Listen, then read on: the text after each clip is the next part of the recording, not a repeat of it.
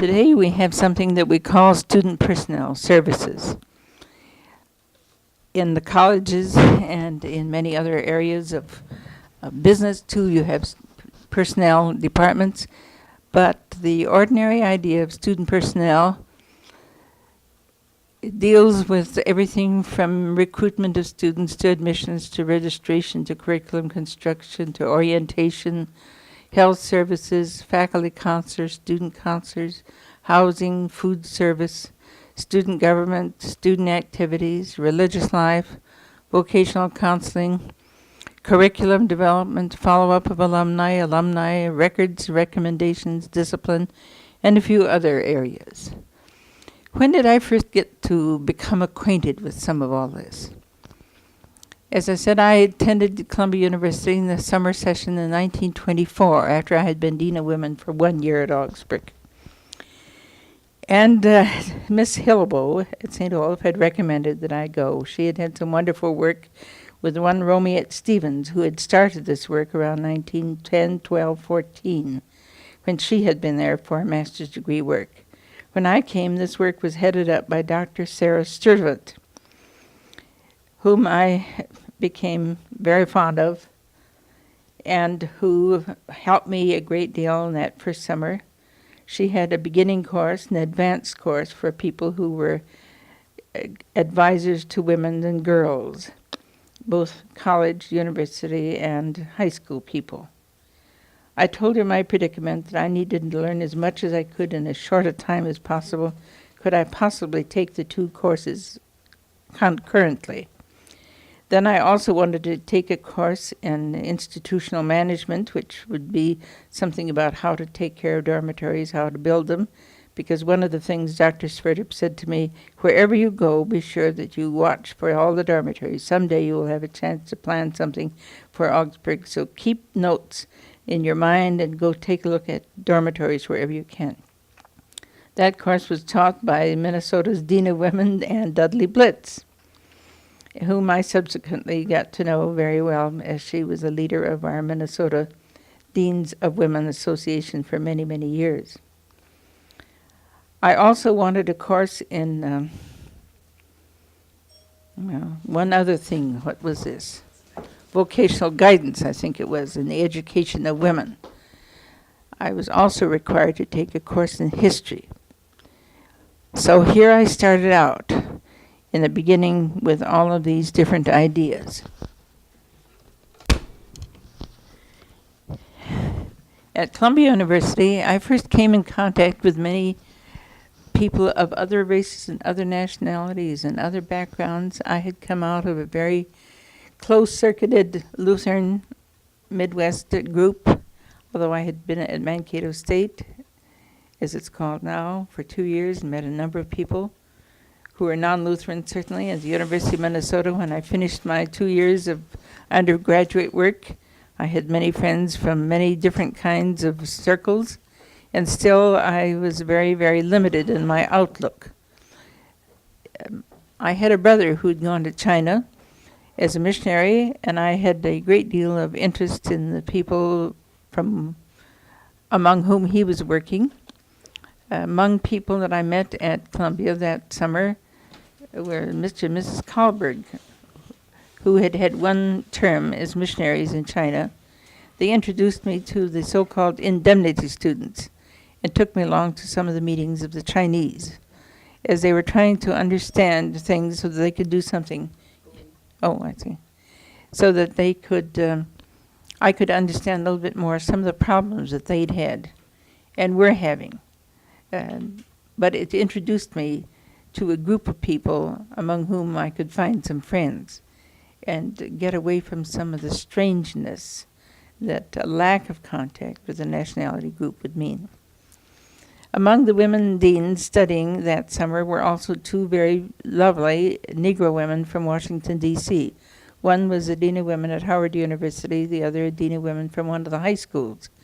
And these two women were very fine people. They were always a little reticent in class. They always waited until the white people had stepped ahead to go into a classroom and whatnot.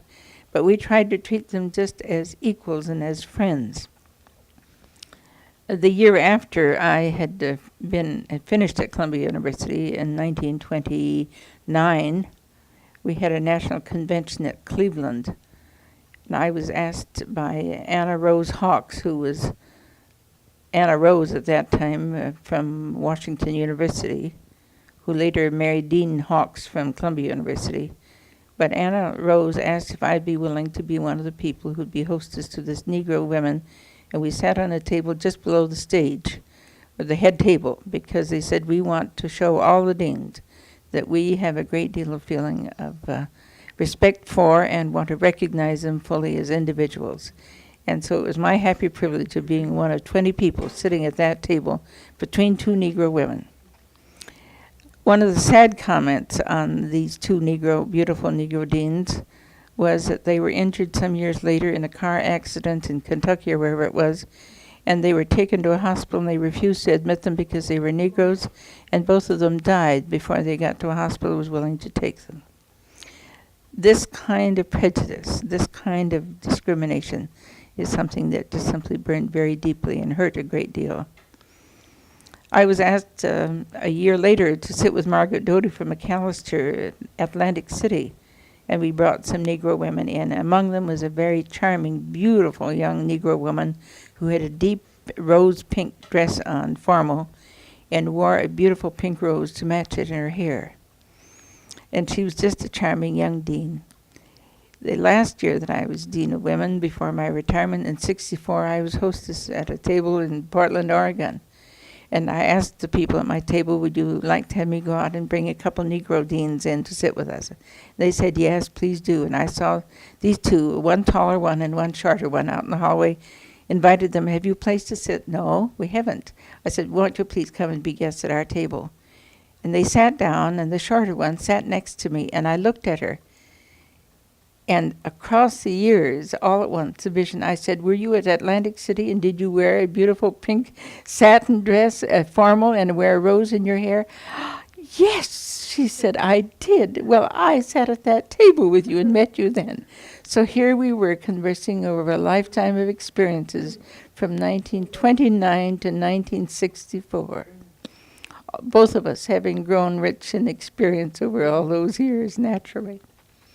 But it was these opportunities to meet people and to be with others. It was also my first contact with Puerto Rican people.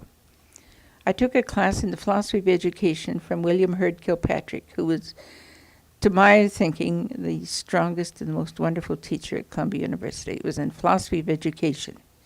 He had worked out a workbook. We were something like 200 people in the class.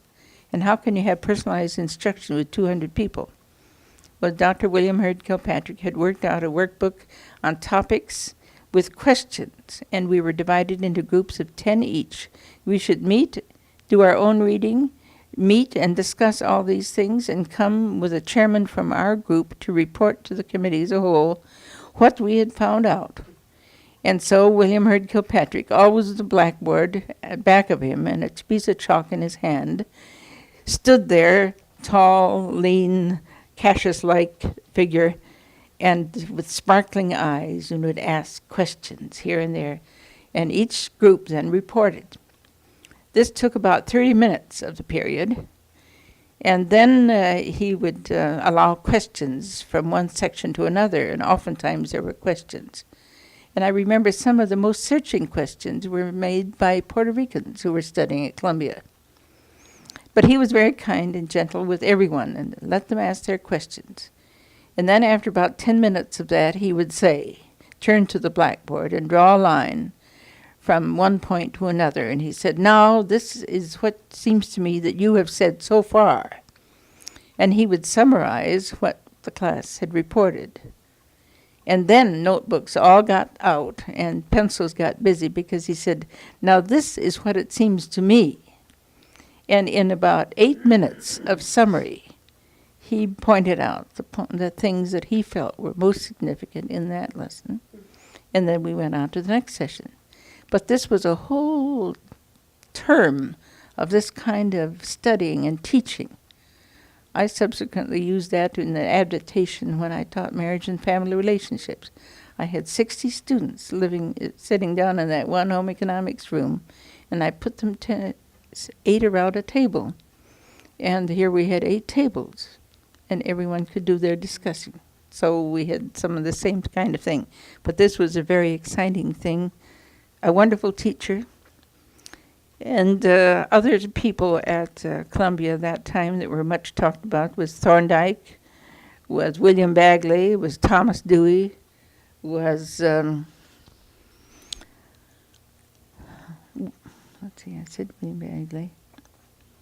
But some of the students got so excited about these. And one of the women who was teaching in the elementary school, where graduate students sent their children, said, "Come to the window and listen."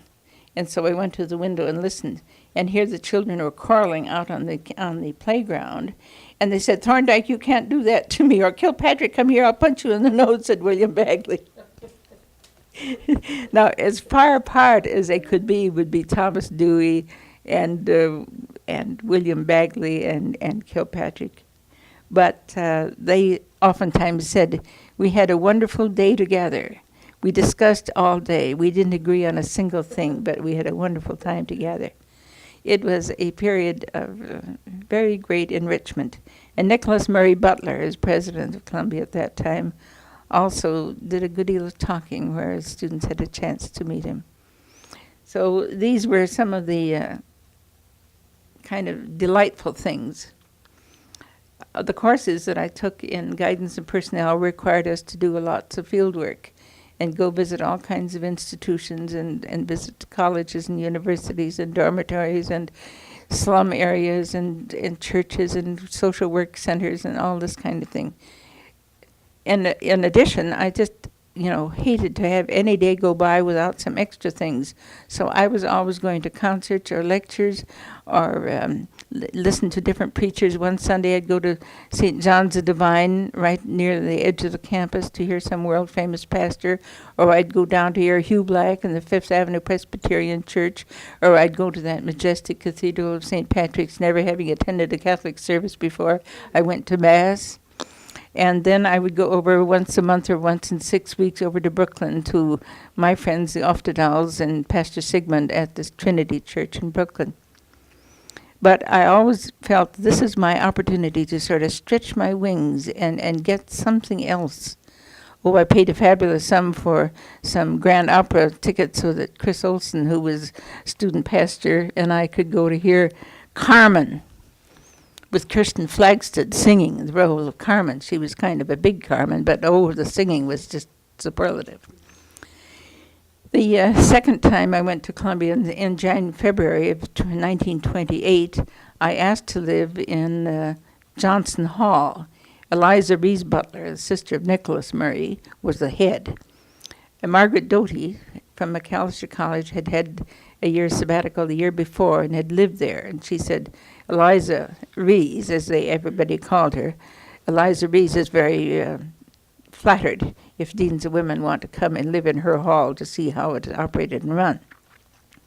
So I came and filled in a blank of the interests and whatnot. And the very next day, here was a little note from her inviting me to be her guest at dinner and afterwards at the opera. No, at Carnegie Hall.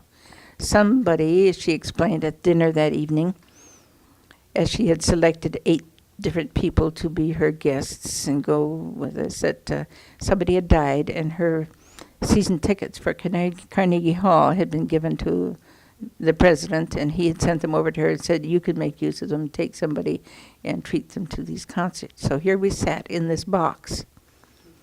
I didn't think I had a coat smart enough to go to Grand Opera in.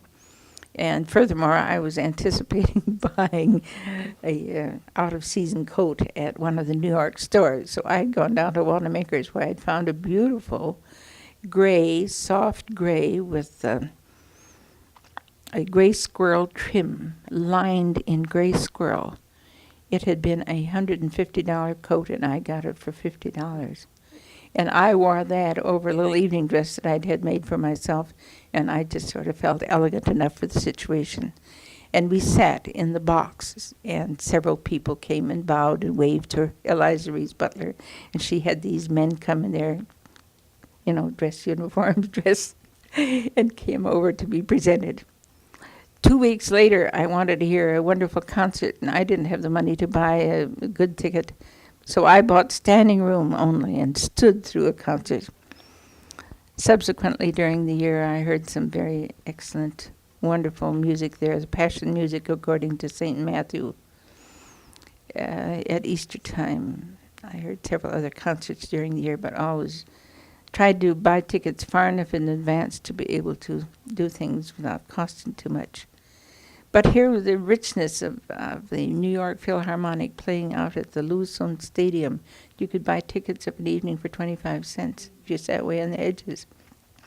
So during a hot, hot summer, we would get on a sightseeing bus, Fifth Avenue bus, go down Fifth Avenue, back again out to the Lewiston Stadium, listen to a concert for 2 hours, come home at 10:30, and then study until 3, 4, 5, 6 in the morning. This was all right.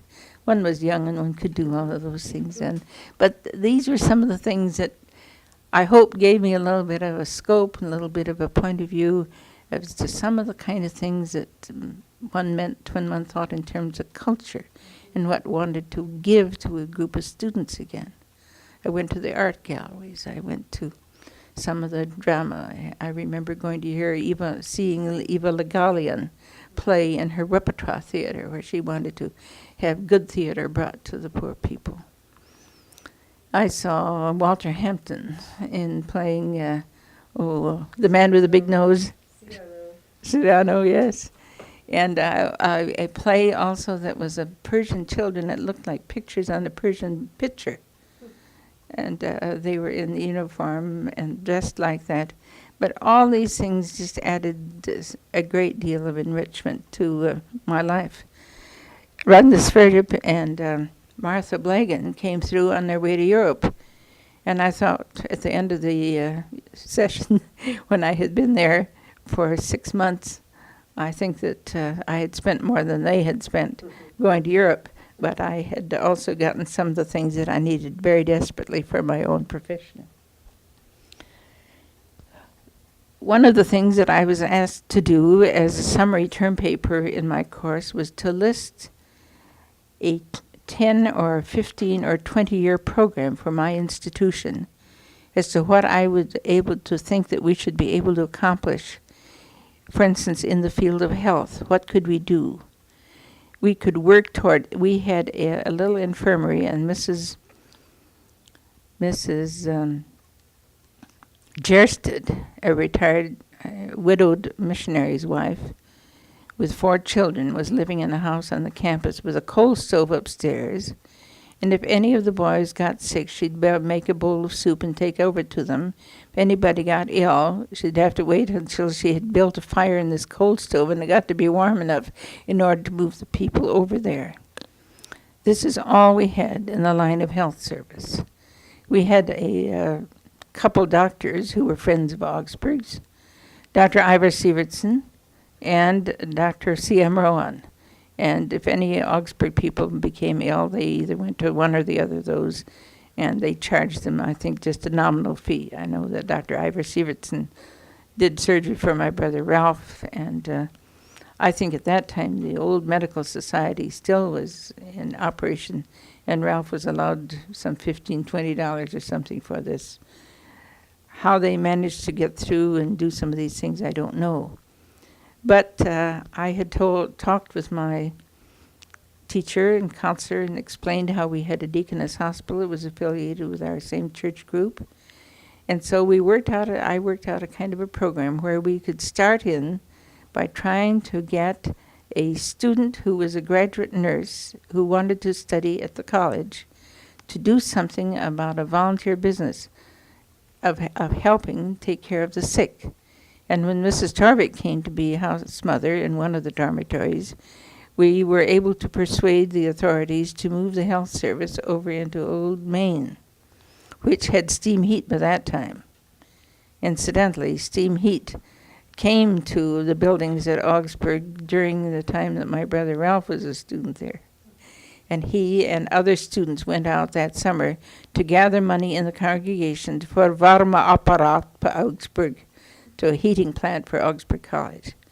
And so it was in this was around 1914-15, I think, that they installed a heating plant. Up to that time, they had wooden stove, but little airtight stoves, and so the boarding club fee included $1.25 a year or something for cordwood. So all the men had to go out and chop their own wood, pump their own water from the well in the center, and take up to their rooms. And there was, of course, a great lack of skill as far as housekeeping was concerned among the students.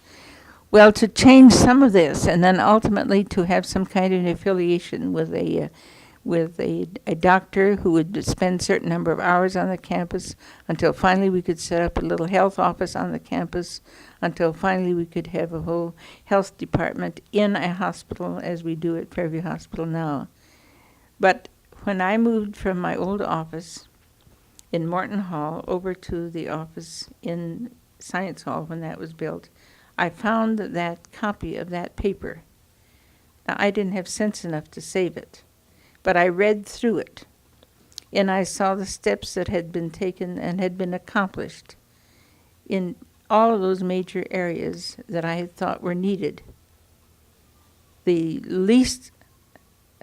slowest was a matter of housing for women. But for the things which could be done, many of these things had been done, but I had thought through all of these, and as part of my study at that particular time at Columbia.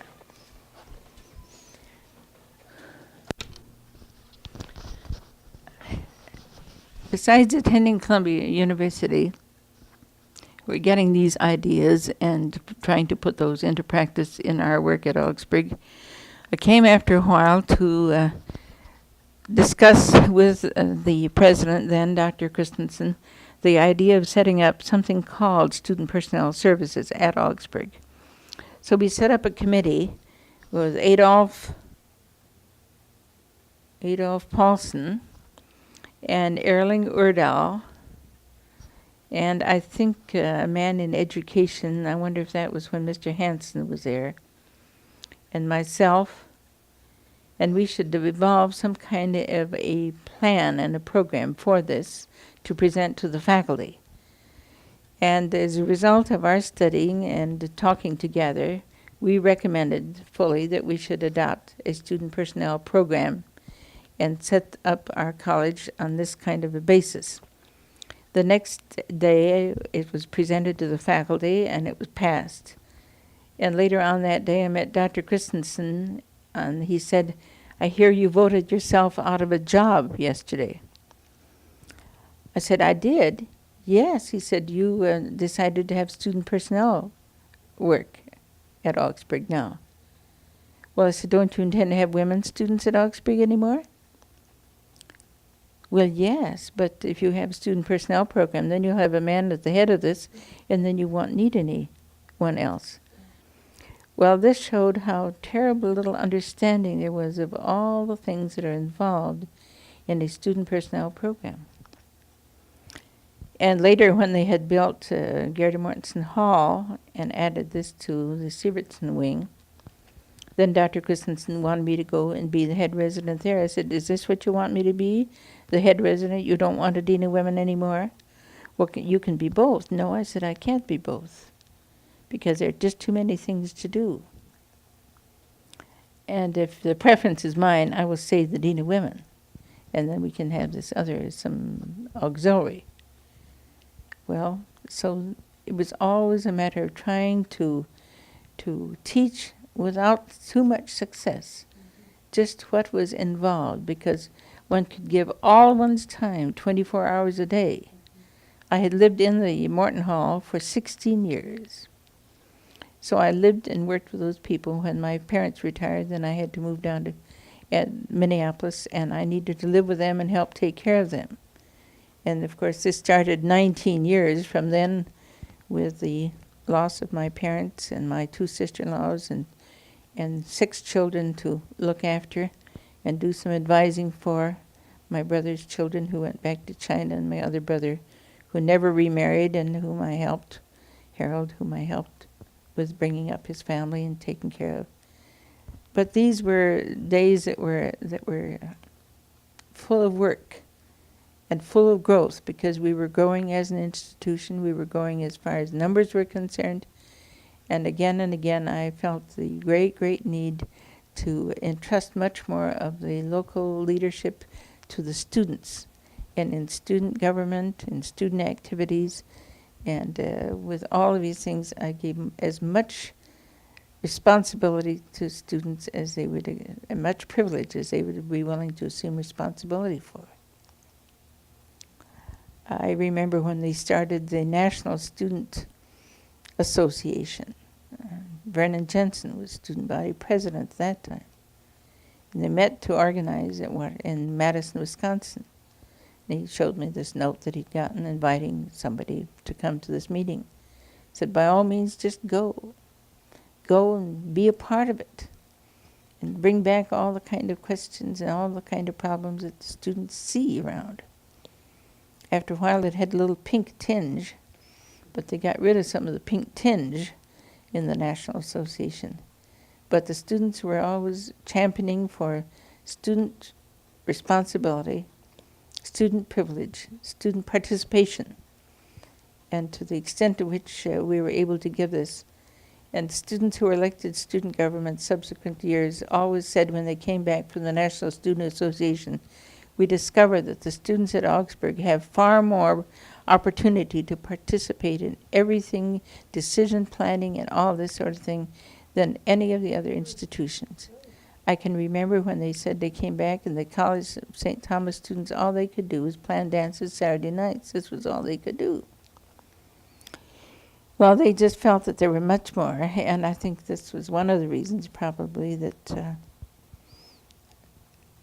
students had as happy a time taking care of their own affairs as they did in the years when we had very little money to do things with, and when they were a rather unsophisticated group of students, but at the same time they had a very happy, rich time doing it.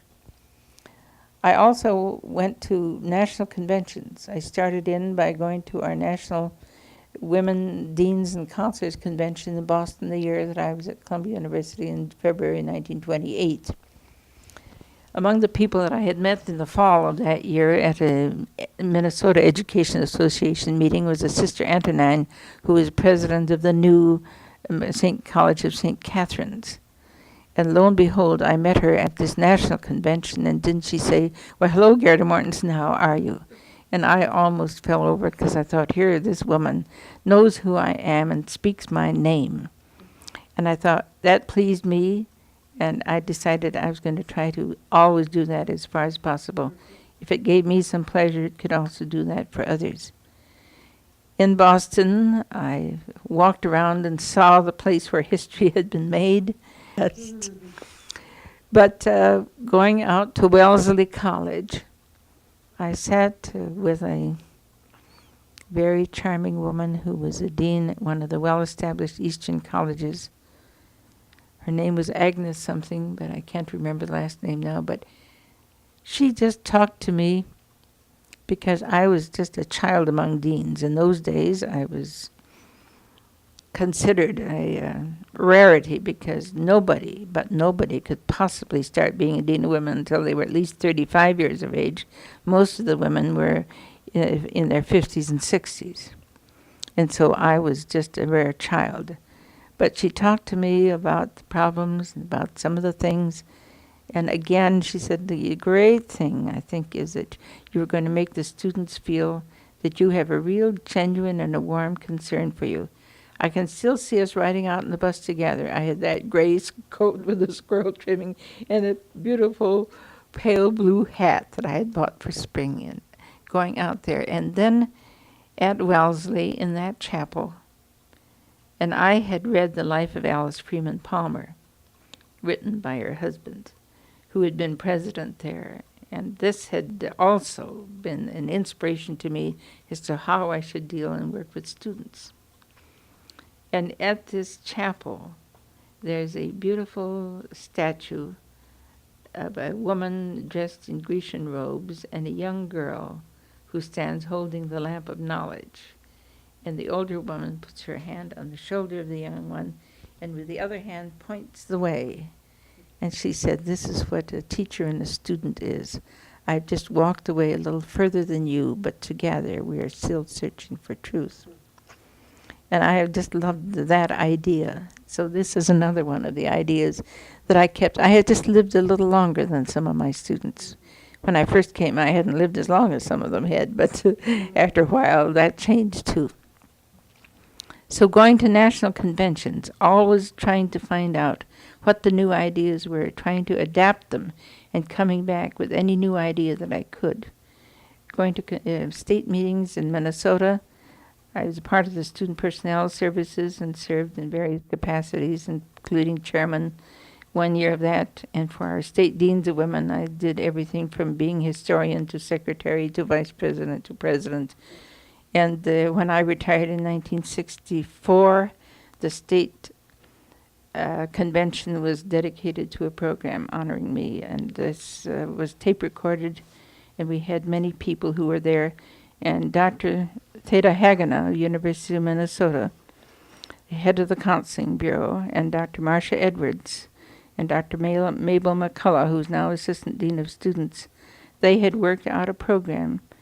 And Theda Haganah had worked out a new testing scale to test the effectiveness of Adena women based on my life and work and activity at Augsburg.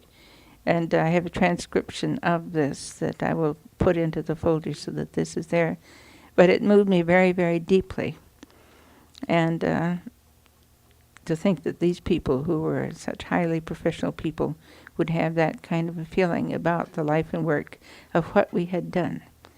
But they always had the respect for Augsburg College from some of us who had been over there and felt that we were searching for the right way to do things and then willing to experiment. And always sending somebody over to get new ideas. What else did I do? Later we established the American Student Personnel Association, APGA, and several of these conventions. I went to both of those, again, to garner ideas. This was lots of research, and I wasn't really able to do research, but other people's research I could make use of as far as taking some ideas. I suppose one of the greatest things that we tried to do was to try to orient college students to college. Now in the summer of 1968, we've had a course called Transition to College, which is really the whole old idea of trying to train students to be ready to do college work. It wasn't an intellectual orientation. Dr. Christensen had taught that, orientation to the world of knowledge, and Marian Lindeman had also taught that course. And I think you taught that course 1 year, didn't you, Marian? I taught literature, he taught science. He taught the science, and you taught the world literature, bird's eye view of literature, and Dr. Christensen on this whole field of science. And then when I was asked to do this, it was to take this practical thing, is to try to teach people how to use their time and study habits and how to read and how to take notes and how to budget their time and how to plan to get their work done and how to take time for being employed and still be able to get all the things in that they needed to do otherwise. I think this is about enough on this particular subject at this point. I'm going to come back to this a little bit later in some of the steps of life which we took as far as developing the idea of discipline, education of women, the change of records, and all this sort of thing. In the summer of 1946, I went to attend the workshop in higher education at the University of Minnesota, asked by the faculty to study the whole field of student personnel services. At this workshop, I became acquainted with Dr. O. Gilbert Wren of the University of Minnesota and Dr. Dugan, both of whom were very, very influential in assisting me in the general thinking of the development of student personnel and what kind of groundwork there should be done in order to build this better at Augsburg. We had already participated in a statewide testing program under the direction of Dr. Ralph Birdie, who still is at the University of Minnesota continuing his work. Subsequently, I learned to know Dr. Theda Haganah and Dr. Marcia Edwards, Dr. Mabel McCullough, Dr. Mabel Powers, and a number of others in this field. But out of this one summer session in 1946 and again in 1947, we evolved a general pattern for a program for student personnel work at Augsburg College. We were being studied for accreditation with the North Central Association, and we needed to have a good organization. Yeah, I also went in 1947 and suggested to Dr. Christensen that Mr. Dallin, who was then had been made the Dean of Students, to set up a good tentative program to follow for student personnel work at Augsburg College. In the summers of 52 and 53, I was a part of a workshop in family life education under the leadership of Dr. Reuben Hill. I also took a seminar course when he came to Minnesota dealing with the teaching of the subject of marriage and family relationships, which I had been asked to do at Augsburg many years before, and which I did for something like 30 years. As a result of this workshop and student personnel, I also took courses at the University of Minnesota in the fall and spring of 46 and 47 and 47 and 48. Great deal of this work with Dr. Gilbert Wren. In 1964, at the National APGA Convention, Dr. Wren was given one of the great awards for distinguished service in the field of student personnel. I congratulated him, and he in turn turned around to congratulate me, and he said, "Gerda, we really laid the foundation, you at Augsburg and I at the University of Minnesota, for some very effective student personnel work." I've always cherished the memory of that. Dr. Christensen went to Europe in the spring of which year was this? And at that time, Mr. Martin Quanbeck, Dean of the college, was asked to take on the work of Dean of Students, and Mr. K. Bernard Allen, who had been Dean of Students for a number of years, just returned to the English department as a full-time English teacher. During that time, it was very imperative that we find somebody who could head up student personnel. I asked a number of people for suggestions, and one day Dr. Quanbeck called me in and said, "I think that I have just the right man that we should have for student personnel work at Augsburg College. He's a very young man, but he comes very highly recommended." And Dr. Willis Dugan at the University of Minnesota said there is just no better candidate. I had asked Dr. Dugan also, as I had met him in Philadelphia at a convention, whom he would like to recommend to us, and he again had mentioned Mr. Peter H. Armacost. Peter Armacost at this time was 23 years of age, a graduate of Denison University, and in graduate school in the field of psychology at the University of Minnesota.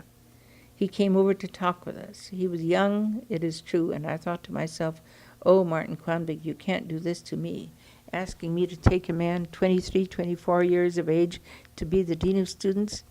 I had looked forward someday to having as a Dean of Students somebody whom I could really trust, somebody who could take the lead, and I had to be very, very sure that this was the right man. So we did some talking that one day, and I told Dr. Quanbeck that I just felt very, very greatly that I wanted to go over and have a talk with Dr. Wren about this young man. So I made the appointment, went over to talk with him.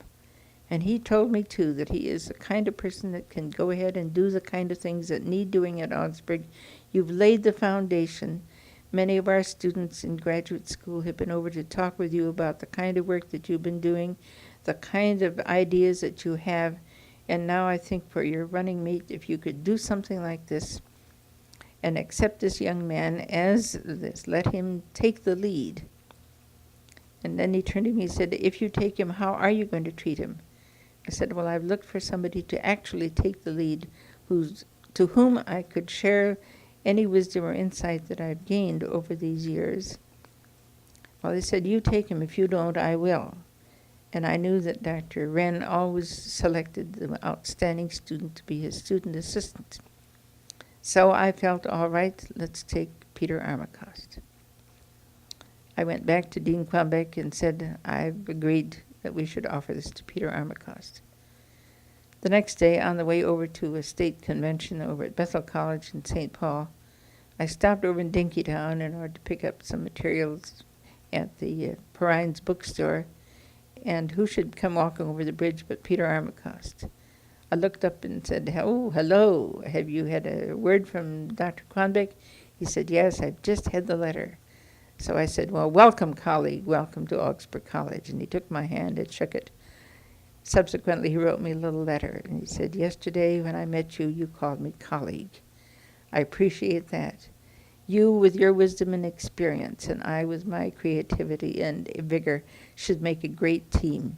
Because what is a university is, Whitehead has said, but the combined wisdom of the experienced and the enthusiastic work of a young person.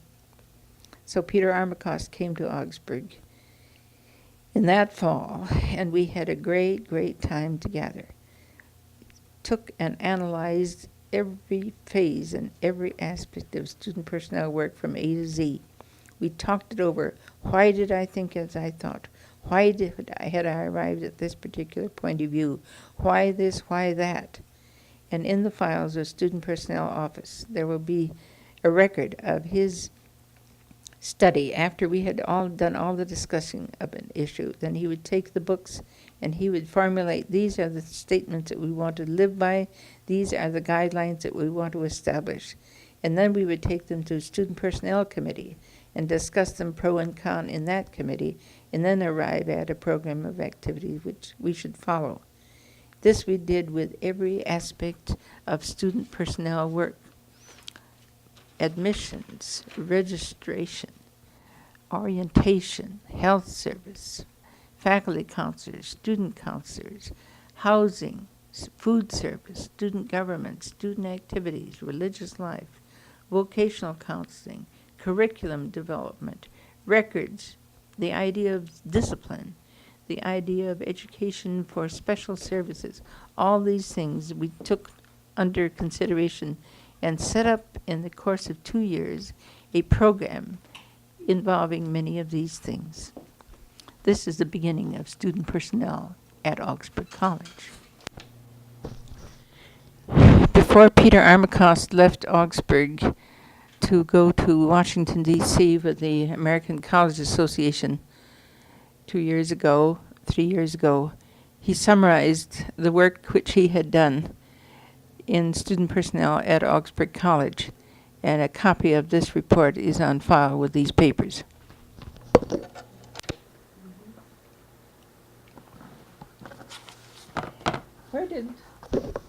Where did the students come from in those first years at Augsburg?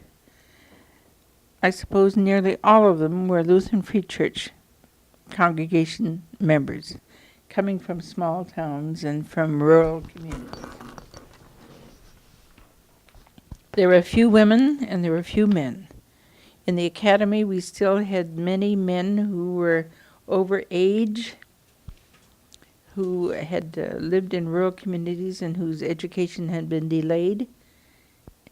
The only people in the academy who lived in the city were generally the children of the professors at Augsburg, and one or two others that came in. But by and large, that academy was made up of that strange cross-section of older men, some immigrants, and over-age people, and then the regular run of the college people. We also, at that time, had a shortage of pastors, and the standards of the seminary were not as high, and many men came, and if they became confessing personal Christian, they thought they should go into the ministry. And many of the well-meaning pastors out in the community said, oh, he's such a fine person, he should go to school, and he should enter the ministry. So many of them couldn't finish college, but they were accepted in the seminary. And this was one of the very great difficulties as far as building up a better seminary and an accredited seminary was concerned. This, together with the coming of coeducation and more women students, led to a development over the years whereby you were trying to seek a better standard of college education. Dr. Sverdrup started this. It was carried on by Bernard Christensen. And after that, we moved into the present-day era, and that we will come to a little bit later. I'm thinking about the people that came. One of the things that Dr. Sverdrup asked me to do was to be social hostess for the college. And as I'm remembering now, the faculty wives of that group of people who were there when I came to Augsburg, there was Mrs. George Sverdrup, who'd been a teacher, and she had felt that she had the whole social responsibility of the college. Mrs. Andreas Helland III was a sweet, dear little lady who took care of her family. There was Mrs. Lars Lillehei, who had not been well. There was Mrs. E.P. Harbo, who was worn out after having raised that big family and who was in very poor health. Mrs. Busby I never did see. Mrs. Hendrickson is a chronic invalid. Mrs. Svegen was an artist, was a temperament of an artist. Mrs. R.B. Nell, I don't know that I ever really met her. We did have a few women at Augsburg who had been asked to come in to teach when I came. So there was Anna Gestal teaching mathematics. Her brother Morris had taught the year before. Anna was there for 1 or 2 years only before she married Henry Munger. There was Belle Mehus, who'd come to teach piano, who was a very ambitious person socially, professionally, and had a great deal of influence on what Mrs. George Sverdrup thought, anyway. And then there was Jenny Skirtlesful, who with her warmth and friendliness and her teaching of voice had been on the faculty for a year or so. There was an Emma Gorder who taught violin. There had been a sort of a smattering of an orchestra earlier, directed by Dr. Petrie, a dentist, a son of a pastor who had been one of the pioneer pastors of Augustana Lutheran Church. There was Harry Anderson directing the band and the choir, the glee club. And upon his death, well, then Mr. Upseth came. Yes, there was a band. In 1922, there was a band, and they had uniforms. There had been a little orchestra that traveled around. That my father always had any Augsburg group come to his congregations. And when we were out near Montevideo, there was a little orchestra that traveled around. This was about when Ralph played a trumpet in the orchestra. There were sextets that traveled around. There were quartets. And then there was a glee club. So there were always people out on tours. Professor Hendrickson directing some of the glee clubs. And later Harry Anderson coming on to do this.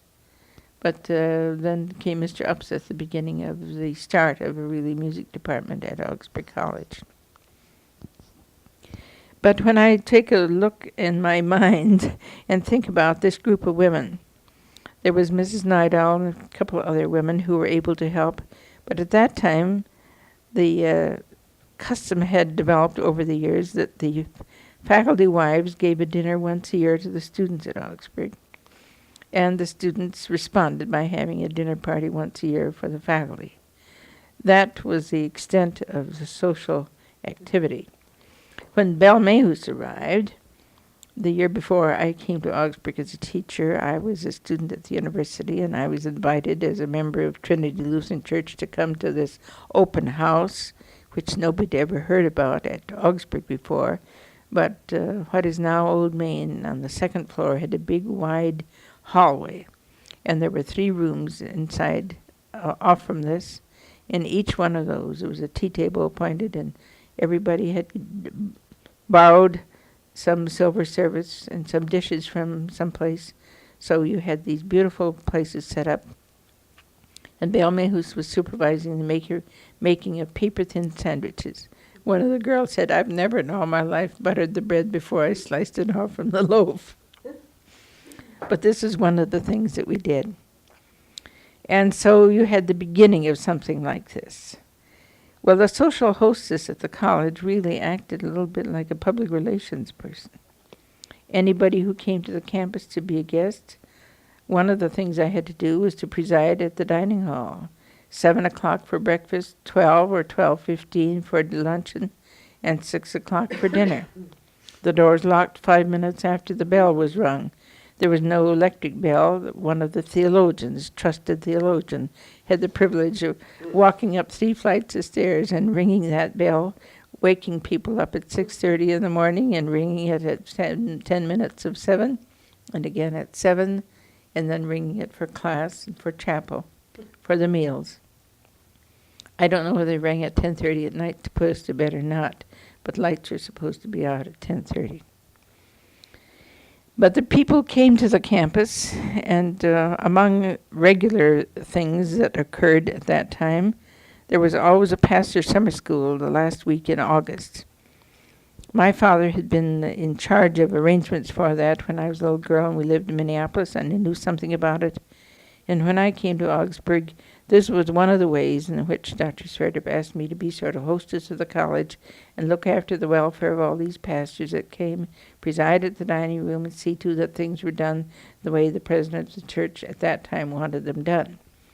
And when Dr. Burnsit was president of the church, he wanted this to be a very happy, informal kind of hour, or sometimes some serious discussion, but really an opportunity for the pastors themselves to sort of relieve themselves of some of their tensions and have a good and a pleasant time together, while in the lectures that were given, they were really given some real instructions as to how to study and how to make creative use of their year's work in the ministry. A second thing that I had to do at this time, practically every other year, the annual meeting of the Lutheran Free Church occurred in Minneapolis. And then they were housed at Augsburg, and I was always appointed to the committee to arrange for food service, to arrange for meeting places, to arrange for hospitality for guests, and all of this. Incidentally, at the Pastor's Summer Institute, when many guest people came, and so they stayed at Mortensen Hall, because that is where I lived, and that was the best of the kind of housing that we had for students. And I can remember one time that Dr. and Mrs. Bergendorf, he was then president at Augustine at Rock Island, came, and we had a very wonderful time. My father and mother were there with me, and Borgel and Chris Olson, and Dr. and Mrs. Bergendorf. Well, those were sort of family affairs almost. Then the pastors of the Lutheran Free Church met once a month. So the first month that I was at school, Dr. Sverdrup said, we're going to meet at this. I want to take you along. Whenever we go to these pastors' meetings, I want you to go along. And once a year, I want you to entertain the pastors at Augsburg. So the pastors and their wives came. In those days, there were 40, 50 people, and I'd have to provide about 2 quarts of cream for the coffee. Before I was through serving as hostess for these, half a pint of cream was sufficient, because the old generation had dropped off and they didn't need that much cream. They had learned to drink black coffee by that time. Then there were the occasions. The first year I was at Augsburg, I went to MEA, and Dr. Thader Blagan at that time was president of the Alumni Association, and he had arranged for a gathering of the various teachers who were graduates of Augsburg to have a luncheon together at the Curtis Hotel. And when they were there that day, some 20, 30 of them, then they said, well, why can't we have this meeting at Augsburg College when we come next year? And so the year after that, well, this is the way homecoming got started at Augsburg. Then I wanted to talk a little bit about the kind of ways in which we tried to reach out into the community. There were nurses that came to attend Deaconess Hospital, School of Nursing, Swedish, and Fairview, that came from some of our own Lutheran Free Church congregations, and there were all the young men that were at Augsburg. And so for many years, Trinity Church had a reception every fall in which they invited Trinity young people, were hosts to these young people who would come. And this way we sort of felt they could get acquainted with our church, and they could participate, either Sunday school teachers or singing in the choir. And we had a very alive young people's meeting at 5 o'clock every Sunday afternoon. And at this time, I had been elected president of this Young People Society, and it was somehow on the basis of this. They tell me, said Dr. Sverdrup, that you have a good way with young people and you can get them to do things. And that church used to be packed Sunday evenings, but we had programs of one kind or another, and I remember a young man who was living at the Night Owl home who played the violin beautifully, later became a member of the Minneapolis Symphony, and I had him play a group of Mozart music, violin numbers. And one of the old church fathers came over to me afterwards. He said, "Wasn't that rather lively music to have in the church?" But anyway, the students had lots of fun being assigned to committees to prepare the luncheon and to serve it and to wash up the dishes afterwards. And then they went downtown to some other church. And after a while, I discovered that there was one church downtown that showed movies Sunday night. And this is where a whole lot of them went. I wasn't so sure that that was the right and proper thing to do, because there were those who felt that the movies really were very ungodly, and they came from that awful place out in California. And so should we allow people to go to these, or should we not? I remember one girl coming in confessing that she'd been there with a young man, and she wasn't at all sure that it was right. I said, let your conscience be your guide. Well, there were some other people who wanted to venture forth, too. That reminds me of one time a group came and said, we would like to go to the Getty. We would like to not to have you go, but we would ask Clara Hellickson, who was an older person who was completing her college degree work and teaching commercial subject. We'll ask Clara to go with us.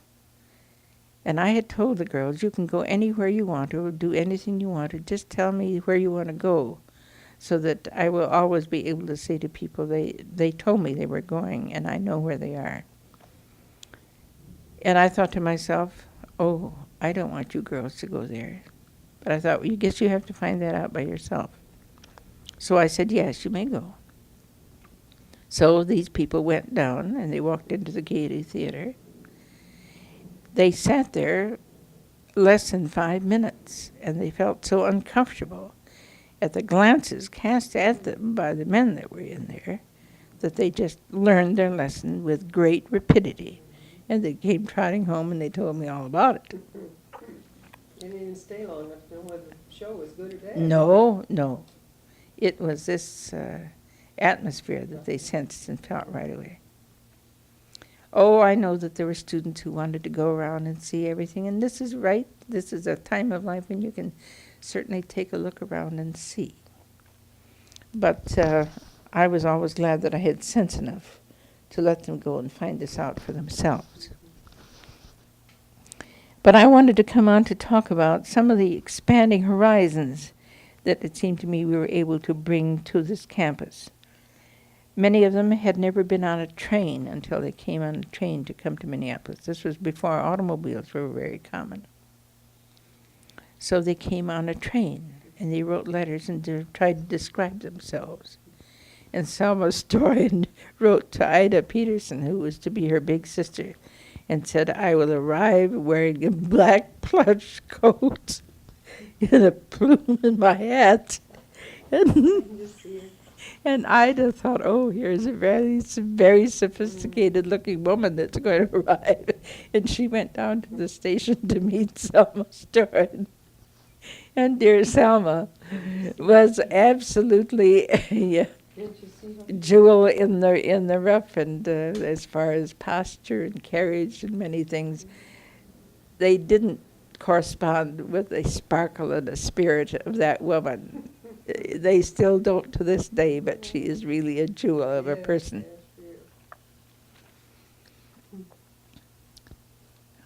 Where was I? This expanding horizons, yes. Well, I'd been at Augsburg from 1923. Summer 24, I went to Columbia, and the second semester 28, in the summer I was at Columbia again. And then in 1932, a friend of mine, Hilda Gennell, and I had a 10-week trip to Europe in the midst of the Depression. She was going to go to earn degrees, some credits for her degree at Morehead State, and she was my sister-in-law's sister, so we went off and had the benefit of the rival cut rates for for the Eucharist Congress was going to be held in Dublin that year. So our round-trip ticket for 10 weeks in Europe with train fare and with hotel accommodations with breakfasts allowed, except for 2 weeks' time when we were visiting relatives in Norway, came to something between $600 and $700 round trip to New York. We saw Paris, fashions in Paris, but we bought some things in little shops in Brooklyn that looked like the things that we had seen. So we came home wearing red velveteen dresses and carrying little plush bags and little velvet hats. But it gave us a bird's eye view, and it gave me a bird's eye view of something of a cultures of the historic background. I was a teacher of history. I saw history as it had grown. I saw the castles and the hills and the little villages that grew up around them. Lots of the things that I had read about and taught, now I saw. In Norway, I felt as if I had walked into my own historic past and understood myself and my father and understood my college better because I had been there in the land from which our forefathers had come and the kind of things that they had built. I got to see art galleries. I got to see music. I got to meet people of various kinds all through first-hand meeting of people. We were frightened when we picked up the newspaper in Stockholm and saw that the first elections had been going on in Berlin, and a rising young Hitler had gotten himself nominated for something in that Hofbrauhaus in Munich, and we were just frightened and asked, is it safe to go to Germany in this kind of a situation? At which we were assured, yes, it's very safe to go.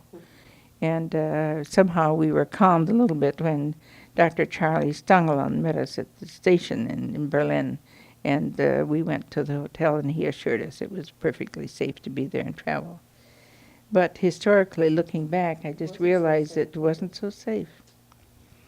But all of these things were part of sort of expanding my horizon anyway, and I came back with a desire to help our students expand their horizons more.